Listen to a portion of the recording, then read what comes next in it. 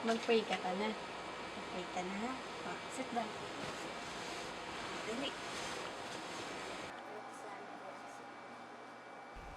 Kaluguran kong Hesu Kristo. Balo yung migit baking balo ko, ing nasa aning kanakong puso, ang makisan metong yake kayo. Tapot, uli king kanakong pegdalanan, e na ako magsilbing sumuyo at lungog king biye relihiyoso. King Sao dari San Juan Bautista, San Agustin, at San Nicolas.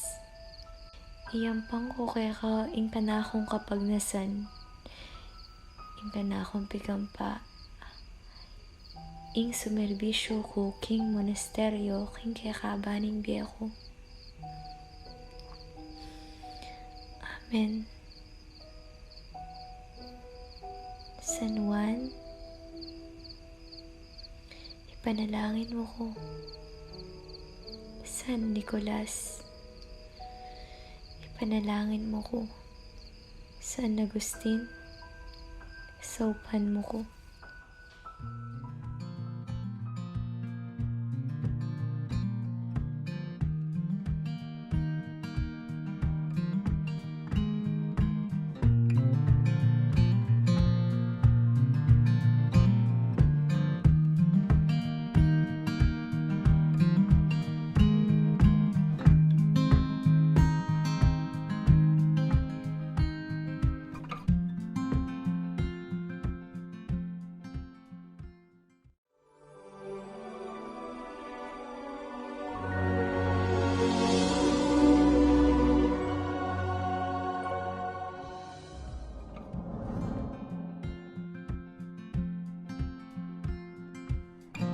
Hi guys, it's me Pami and welcome back again to my YouTube channel.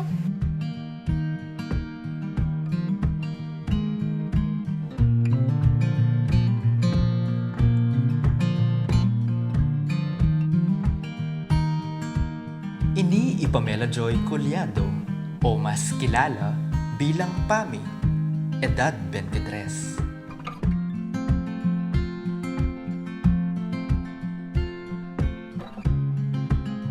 Metong yang masipag, maganakan, mapanatindi, at metong ang magserbisyo king pisamban. May garal at mayari king kursong Bachelor of Science in Pharmacy. Pistaman masakit ing kursong kayang pinili, tinuknang maninap. Ing kayang sigasig king biye, yang meging pundasyon na, ban kanita, mirinandalan, ing kayang pangarap.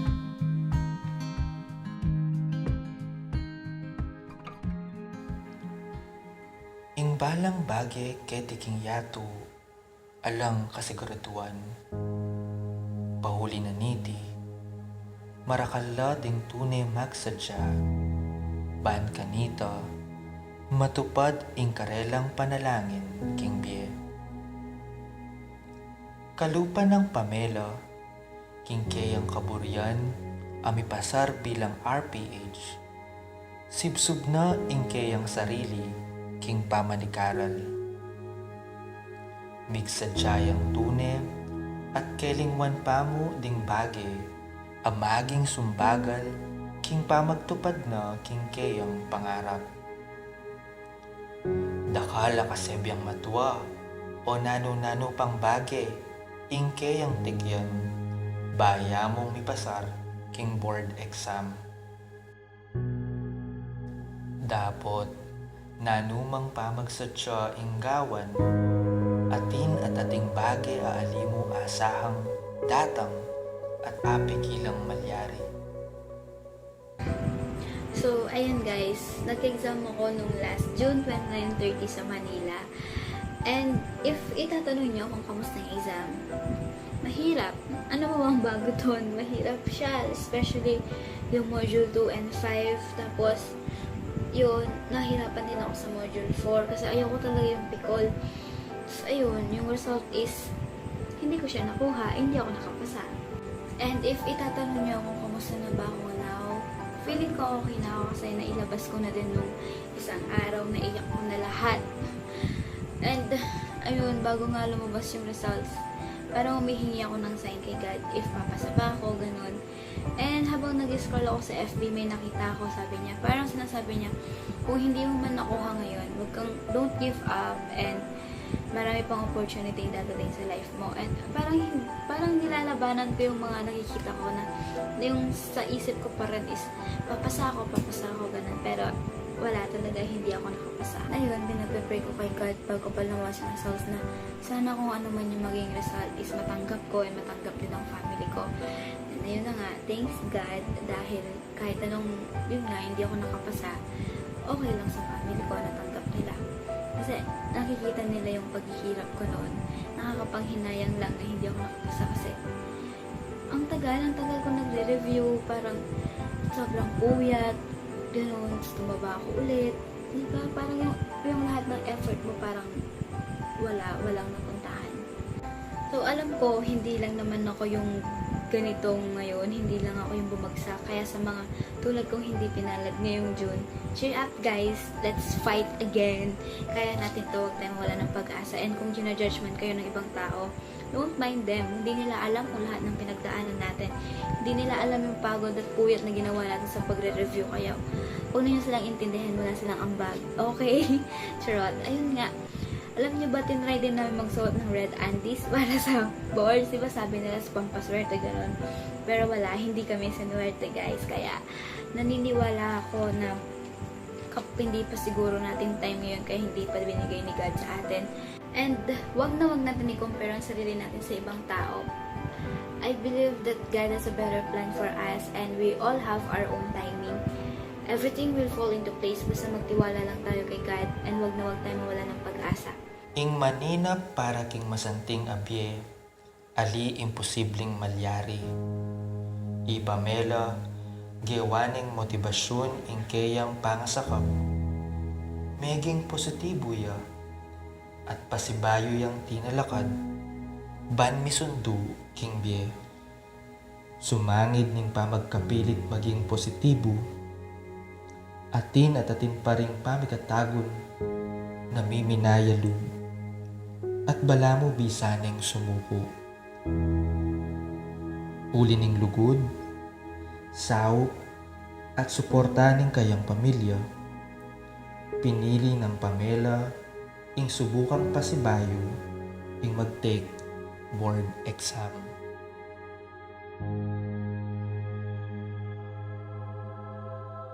Ika, atin bang pamikatagon king biyemo, ing mila ko ka naman pag-asa? Uwa, baluta mo, na ing balang metong atin niyang sarasariling suksok king biye. Dapot, parati tamo sanang isipan, na king balang pangasakab, mababiyasa tamong talakad.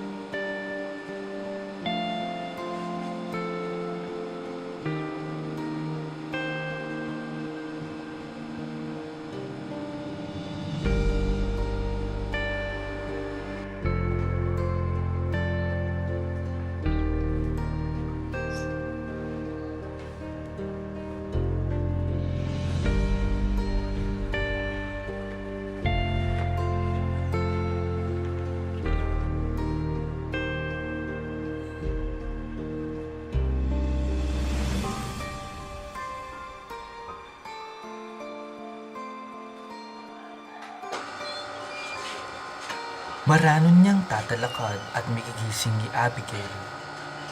Alas 5 ning abak, magsadya niya king kayang opera bilang metong a government employee. Metong yang malugod ay ma, anak at kapatid, ang makasadyang idake ing sarili para king kakayap ning kayang pamilya. King masaguling salita, iya ing breadwinner daw.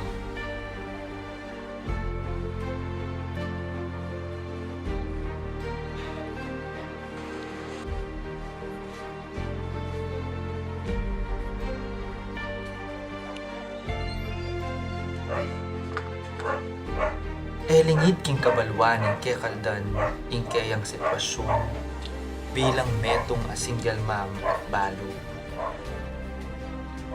Akakit tayo mang makatiman, dapat ali masaguli king partina ing sumulong king biye at suportan ing pamilya, lalo na ngening panahon ning pandemya.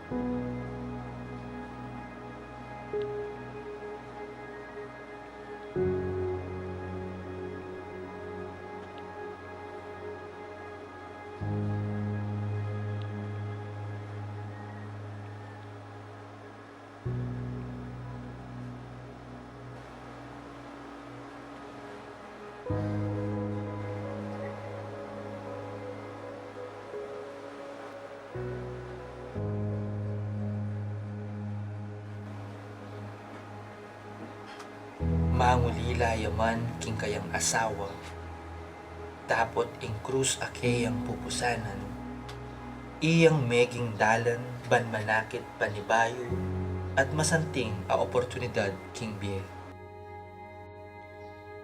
Kayari ning patingapon, epa mayayari ing obligasyon ng Abigail. Uling king nasa nang maging regular, king kayang obra, pinili na ing magaral kabang manintunan.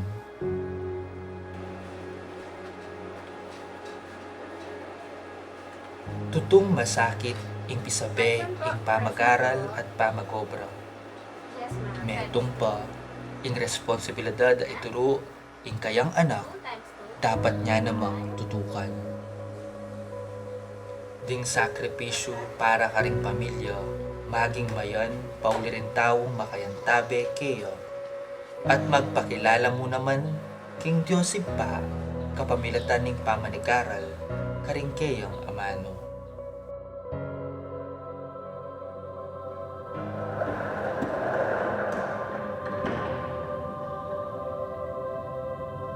Aba, irito, makanano yung may halog kay. Wapin na, sister. Kabang makakandado yung buong kumbento. Masusulat king kasulatan na ing pangadala ng Rita Kilubning Monasteryo, metong yang makapagmulalang misteryo.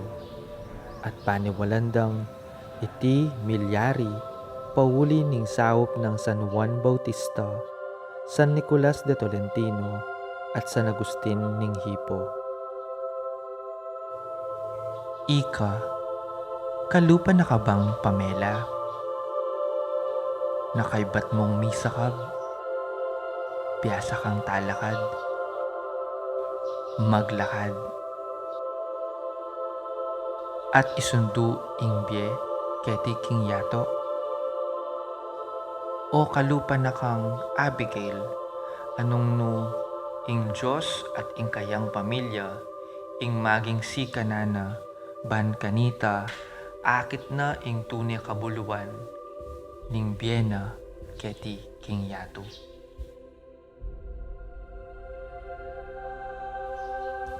Kalupa ng apong dita, bistaman marakala suksok ing kayang pigtalanan king biye,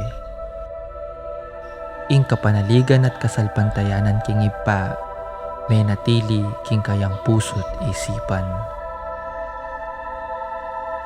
Ding kayang kaligaligan king biye, meging sumbagal, nuneminye dalan kaya, king malalam ng kasalpantayanan. Pahuli dareti, ing kayang bukasyon, mipal tutu. At ing bagay imposible, meging posible.